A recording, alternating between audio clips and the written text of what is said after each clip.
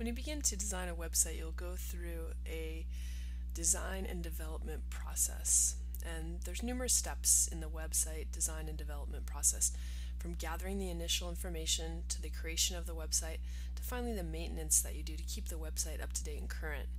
The exact process is going to vary slightly from designer to designer, but the basics are generally the same. Usually you start with the information gathering or a project brief that will outline what the project's all about. Then you'll go ahead and do some planning. You'll do some initial design. You'll do development. You'll test and deliver. And then finally you'll do some maintenance. Let's go ahead and look at some of these a little bit more in detail. Phase 1 is the information gathering stage. The first step in designing a successful website is to gather information. Many things need to be taken into consideration when the look and feel of the site is actually created. You're going to need to create a design brief that details what the client expects of the site that you're going to build. A brief is an understanding between the client and the designer. It's not really a formal document that denotes a contract between two parties, but it's more of an outline of the overall project. The very first step is actually the most important one, and it involves having a solid understanding of the company that you're going to create the website for. You really want to get to know the client. You want to understand what their business goals are, their dreams are, how the web can be utilized to help them achieve these goals.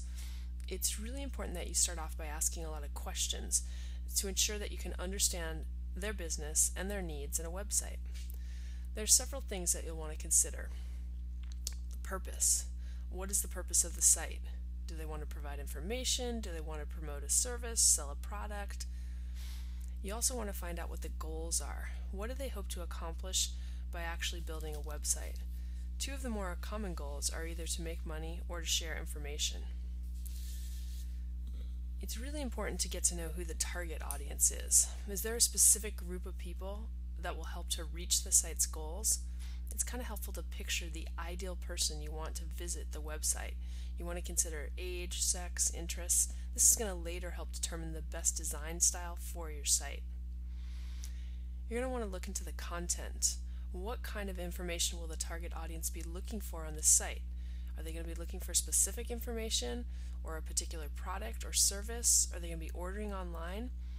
Research is certainly one of the most valuable ways to spend your time as a designer. You want to keep your eyes and mind open and let yourself be influenced as much as possible.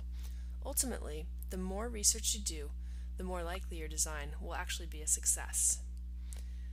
Some other basic questions that you might want to check in and ask from your client are useful in developing the project.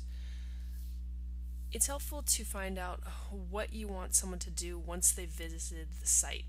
What's the call to action? And it's really nice to be able to outline this because sometimes it's a multi-step process. You also want to find out how the user should feel when they visit the site. What do you want to be the lasting experience and impression that they have?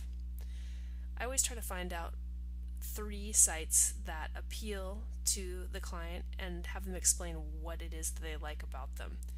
I also like to find out sites that they don't like and have them explain what they dislike about them. And it's always good to find out what the budget and the time frame is. These questions are really important because you're going to instantly find out some practical guides for the design that you're going to create. You're going to know the business goal behind the site. You're going to know the intended emotional effect. You're going to know what you could possibly emulate. You're going to find out what you should definitely avoid. And you're going to find out how much money and time you can actually spend. Once you have this information, you'll move on to the planning stage. It's now time to put together a plan for the website. This is the point where the site map is going to be developed. A site map is basically a list of all the main topic areas in the site, as well as any subtopics, if applicable. This is going to serve as a guide as to what content will be on the site, and it is essential to developing a consistent, easy to understand navigational system. The end user of the website, the site's customer, must be kept in mind when designing your site. These are, after all, the people who will be learning about the service or buying the particular product. A good user interface creates an easy to navigate website and this is the basis for it. At the design stage, a sitemap is the way to draw the website structure, kind of like a map. Instead of displaying elements like a traditional map, a sitemap is more like a description of the way in which pages link together and connect. It's good to get a sitemap drawn before leaping into the design, because this is going to definitely give you an understanding of how the site will work. During the planning phase, decide what technologies should be implemented, elements such as interactive forms, e-commerce, Flash, etc. If a process actually occurs without leaving a page like an AJAX update, it's definitely worth creating separate diagrams to describe these processes, because it's potentially confusing to draw separate pages for this particular concept. Site maps deal with the structure of the website. They lead to wireframes. Wireframes deal with the structure of individual pages. In a wireframe, you sketch out each page and try out different visual placements. When creating a wireframe, you should think about how elements work best on the page. Think of which elements should be given prominence and how they best relate to each other. Think of which elements are going to appear on each page and what weight they should be given. You can achieve prominence, weight, by utilizing contrast, how it stands out from its surrounding elements, style, which is how it conforms to conventions, such as a certain look for links or something like that, and proximity, how it relates to nearby elements. Some page elements that you'll need to consider are logo, page title, navigation, footer content, etc. The next step is to move on to design. You're going to draw from the information gathered up until this point. It's now time to determine the look and the feel of the website. Target audience is one of the key factors to take into consideration. A site aimed at teenagers, for example, is going to look much different than one meant for a financial institution. As part of the design phase, it's also important to incorporate elements such as the company logo or colors that are going to help strengthen the identity of the company on the website. You're going to need to create one or more prototype designs in your website. This is typically a JPEG image of what the final design will look like. Oftentimes, you can send an email with the mock-ups for your website, or you can take it a step further and give your customer access to a secure area of your website which is meant for customers to view work in progress. Either way, you should allow your client to view the project throughout the design and development stage. The most important reason for this is that it gives you the opportunity to express your likes and dislikes, as well as hear their feedback of their likes and dislikes. And this is a great time to do this because you're still in the site design phase. Things can easily be changed around. In this phase, communication between both you and your client is crucial to ensure that the final website will match their needs and tastes. It's important that you work closely with your client, exchanging ideas until you arrive at the final design decision for the website. At this point, development can begin. The developmental stage is the point where the website itself is created. At this time, you will take all the individual graphic elements from the prototype and use them to create the actual functional site. This is typically done by first developing a home page, followed by a shell for the interior pages. The shell serves as a template for content pages on the site, as it contains the main navigational structure for the website. Once the shell has been created, you'll take the content and distribute it throughout the site in the various appropriate areas. If the site is a really large one, you may have more than one interior shell. Elements such as interactive contact forms, flash animations, e-commerce, video, shopping carts, they're all implemented and made functional during the design stage as well.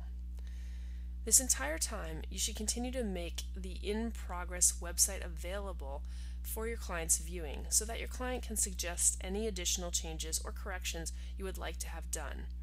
I like to kind of map this at a milestone type of process. So when certain milestones are met, I will go ahead and post the website and have the client review and get feedback and make alterations if necessary. On a technical front, a successful website requires an understanding of front-end web development. This involves writing the valid XHTML and CSS code that compiles to current web standards. It should maximize functionality as well as accessibility for as large an audience as possible. This is always tested in the next phase. Testing and delivery. At this point, you'll attend to the final details and test the website. Test things such as the complete functionality of forms or other scripts. Make sure to do a complete compatibility check. Look for issues, viewing differences between different web browsers, to ensure that the website is optimized to be viewed properly in the most recent browser versions, as well as any other browsers that still hold significant market share. A good web designer is one who is well versed in current standards for website design and development. The basic technologies currently used are XHTML and CSS, which is cascading style sheets. As part of testing, you should check to be sure that all the code is written for the website will validate. Valid code means that your site meets the current web development standards, and this is helpful when checking for issues such as cross-browser compatibility, as mentioned. Once you obtain final approval, it's time to deliver the site. Usually an FTP program is used to upload the website files to your server or your client's server. Once the website is uploaded to the server, it should be put through one last run through. This is just precautionary to confirm that all the files have been uploaded correctly and that the site continues to fully function. This will mark the official launch of the site. It's now going to be viewable to the public. In many situations, you'll be able to continue to work with the client on a maintenance type of level. The development of a website is not necessarily over. One way to bring repeat visitors to the site is to offer new content or products on a regular basis.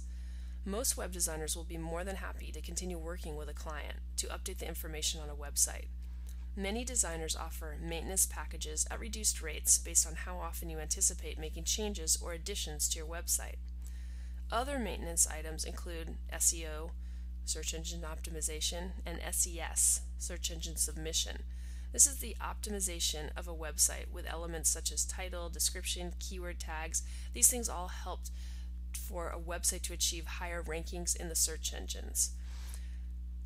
The science of SEO is much deeper than what I just mentioned, so in some cases this can be a dedicated person, depending on the size and the budget and the scope of the website, that will perform SEO so that the website stays in the top listing spot all the time. The bottom line is, all in all, you should work closely with your client on a very similar process to the one that I've just outlined. A good working relationship with your client, including an open line of communication, is important to ensure that they are creating a successful website that will help their business grow, and hopefully yours too. Effective web design, it doesn't have to be colorful and pretty. It needs to be clear and intuitive though. Just think, if you can do both, now you really have a winning combination. Make sure you help your visitors to understand the benefits of the website and offer them an easy way to explore and use the site. To maximize exposure, consider different types of users and offer them multiple levels of interaction which would bring them back to the site.